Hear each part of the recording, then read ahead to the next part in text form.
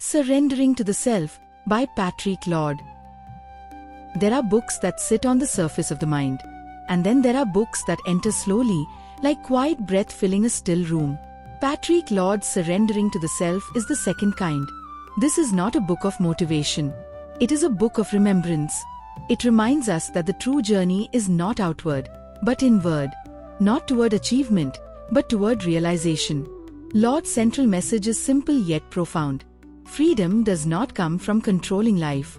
Freedom comes from surrendering the small self so the true self can emerge. We live in a world that teaches striving. Push harder. Become more. Secure identity. Define yourself constantly.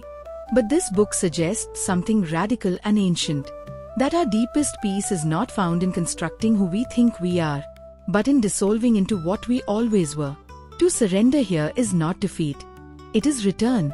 Return to the self that is before thought, beneath personality, beyond fear and ambition. Return to the place where consciousness rests without the noise of ego's demands. Understanding the ego and the true self. Laude spends time clarifying a distinction that spiritual traditions across the world hint at. There's the self that clings to personal history, image, identity, and control. This is the small self, the ego. And then there is the self with a capital S.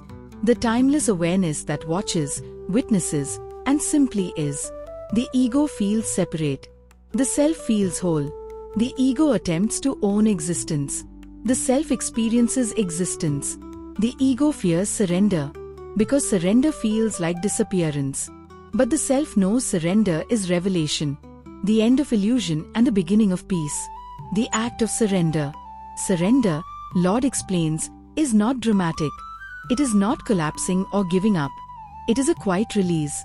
It is yielding to truth rather than forcing preference. Surrender means letting life be life. It means allowing the river of reality to flow without fighting its current. We surrender not to weakness, but to what is real. We surrender not to chaos, but to clarity. In surrender, something shifts. We stop trying to live through ego, and we begin to live through presence. The book highlights spiritual masters from Advaita Vedanta to Christian mysticism, who all point to the same doorway. When we let go of who we think we are, we awaken to what we truly are. Letting go of inner resistance. Laude spends time exploring resistance. Resistance is subtle. It appears as tension, defensiveness, argument with life. The inner voice that must always be right. The restless need to hold, control, protect an imagined identity. Letting go of resistance is not weakness. It is wisdom recognizing that clinging blinds us. In spiritual surrender, we do not collapse. We unclench. We soften into reality rather than contort ourselves against it.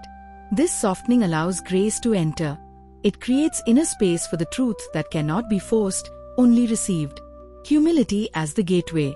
A recurring theme in the book is humility, not humiliation, but quiet openness. True humility is not thinking less of oneself. It is seeing beyond the self-image altogether. Humility is the soil in which surrender grows. It is the understanding that we are not authors of existence, only witnesses of it. The ego resists this because ego lives through control. But humility brings peace through alignment. A recognition that we belong to something greater, and that peace comes from resting in that belonging. Silence, stillness, and contemplation. Laude reminds us that surrender is nurtured by silence.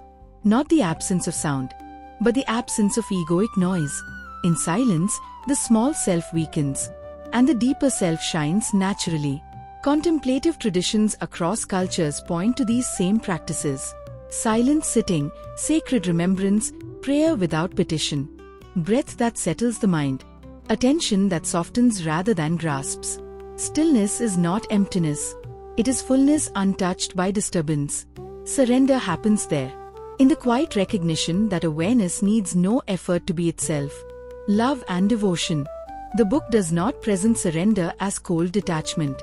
It frames surrender as love, not sentimental emotion, but the deep love of truth.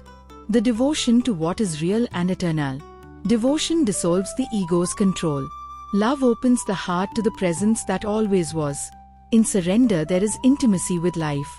life as divine, life as sacred, life as expression of the self, practical and inner effects. Laude touches on practical effects of surrender. Clarity replaces confusion. Peace replaces agitation. Compassion grows naturally. Fear loses its authority. Attachment loosens. The sense of separation softens. One does not withdraw from the world. One participates more freely, because action flows from the self, not from defensiveness or grasping. Closing reflection. To surrender, then, is to awaken. It is to return to the self before identity, before story, before struggle. It is not a collapse of self, but a revelation of self. We release the illusion of control, and in doing so, discover the profound peace of being held by life itself. Surrendering is not disappearance. It is the clearest presence. This book invites us to remember, you do not become less when you surrender. You become what you truly are.